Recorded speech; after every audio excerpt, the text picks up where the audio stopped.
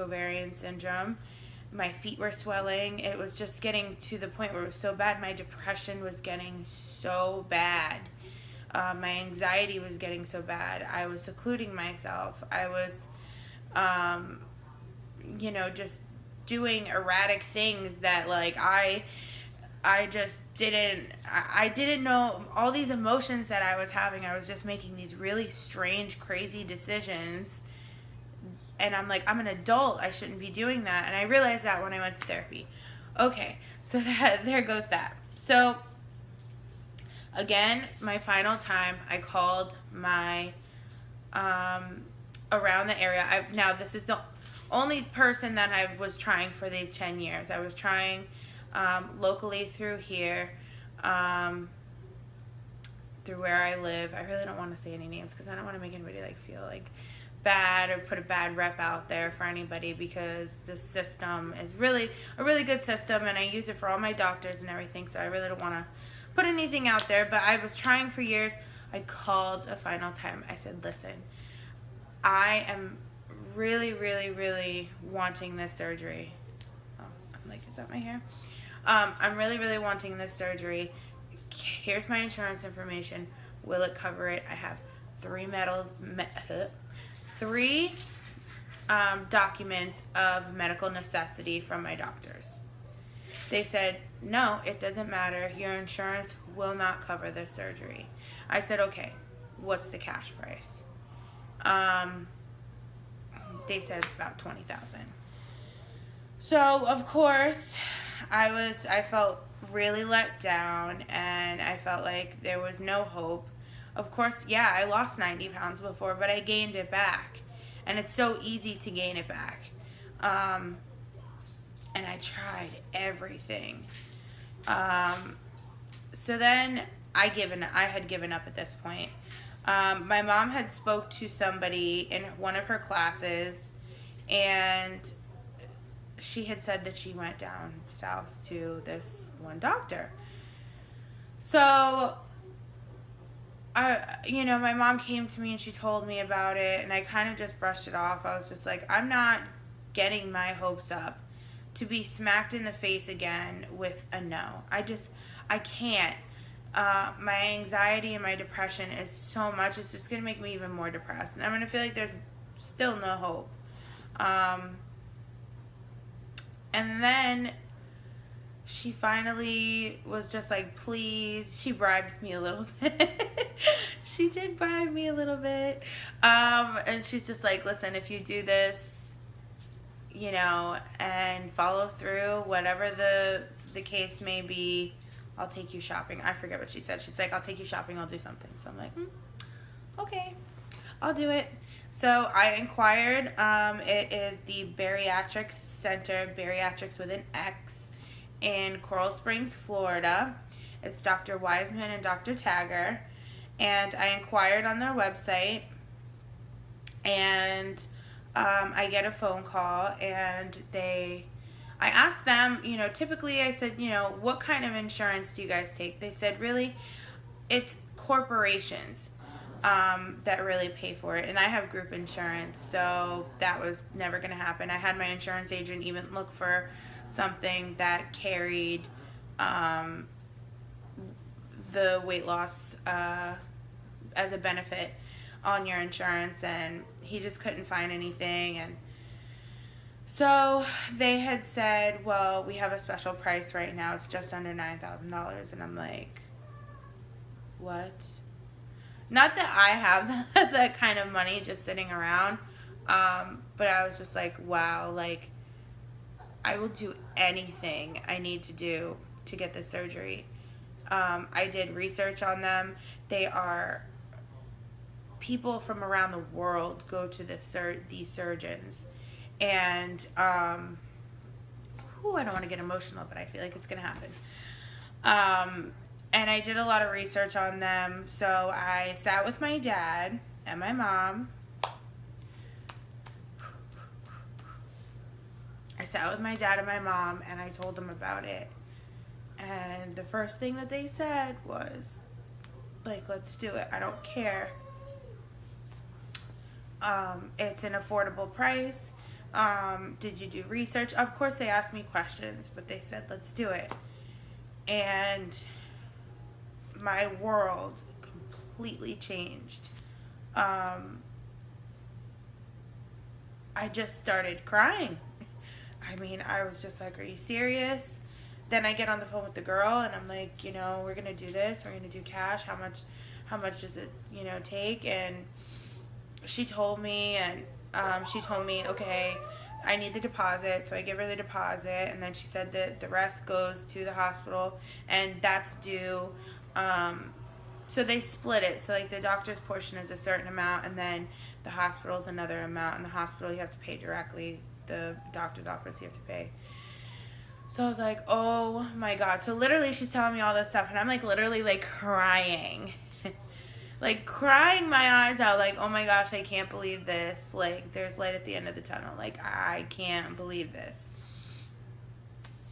So then, from that point, she tells me that I have to see, she tells me all the things that I need to do. She says, okay, I need you to start a diet. And she gave me like the list of everything that I needed to do. There was like 2 phases to it.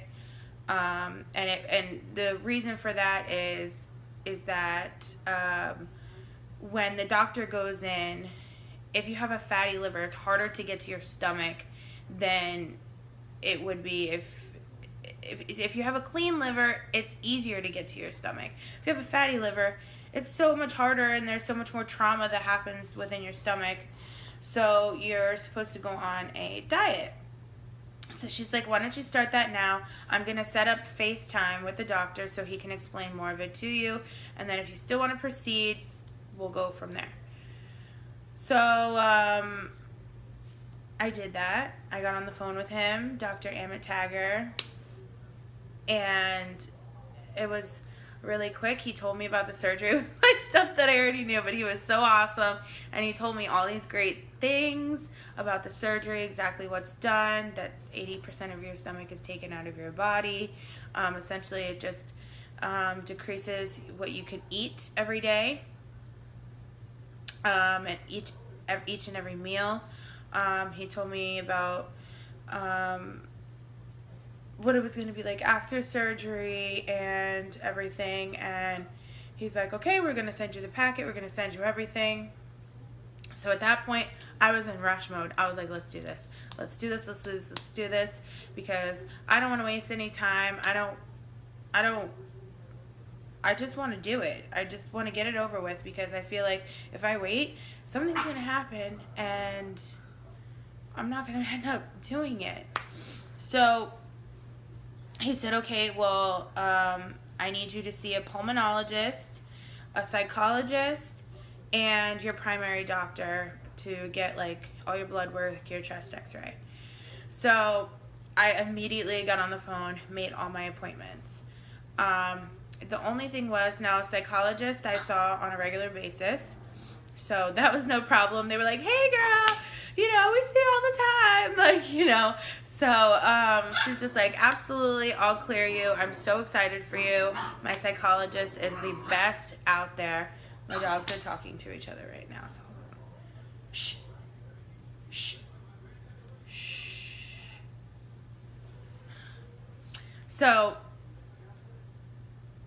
that happened, and then I get the okay from her. Then I go to my primary doctor, who is also amazing. He ordered the chest x-ray and all my blood work. I went and got all that stuff done. My only issue, so if anybody is out there is getting this, the first appointment that you should make if you don't see a normal pulmonologist is a pulmonologist appointment, because it was the worst experience that I have ever had in my entire life. Now, she did tell me to quit smoking cigarettes right away, and I did. For me, it was so much easier quitting smoking, knowing that I had this surgery coming up. And, they said, you can't smoke a cigarette ever in your life again. I was like, good. whatever.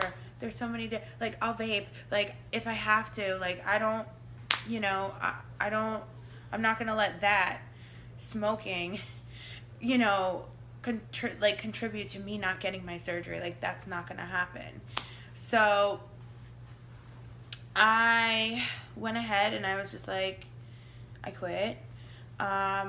I called all over for a pulmonologist appointment. I called one place, I made an appointment, but it was for the Monday right before my surgery. So when I booked my surgery, I had a month to do all this stuff, to go on the diet, to do everything. And they had it for like the Friday before. So if I have to do tests Friday, how is it going to be ready before Tuesday if a test takes 2 days? You know, and they don't work on the weekends, you know? So I'm just like, oh my gosh, I'm freaking out at this point. I'm like, oh my gosh, right? So then I got in touch with my primary care doctor, who's also amazing. And he said, listen, I'm just going to refer you to a doctor. They'll get you in right away. Okay.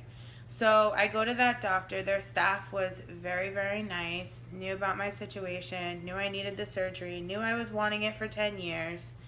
And they were like, okay, we're going to do this. It's going to happen. You know, the pulmonary function tests were booked out for months. So they were like, let's just do the finger test and walk around the building six times. Well, I'm going to show you guys. I have nails, okay? And they're not short nails. I always have nails. I've always had nails. So the thing that holds your oxygen on your finger, you know, I had to hold that on my finger and walk around. Well, the thing kept falling off, and I kept telling the person, now I am an ex-medical assistant, so I know when it falls off and you have to put it back on, that's not an accurate reading. Or when it's falling off by a thread, that's not an accurate reading. You really should start over again.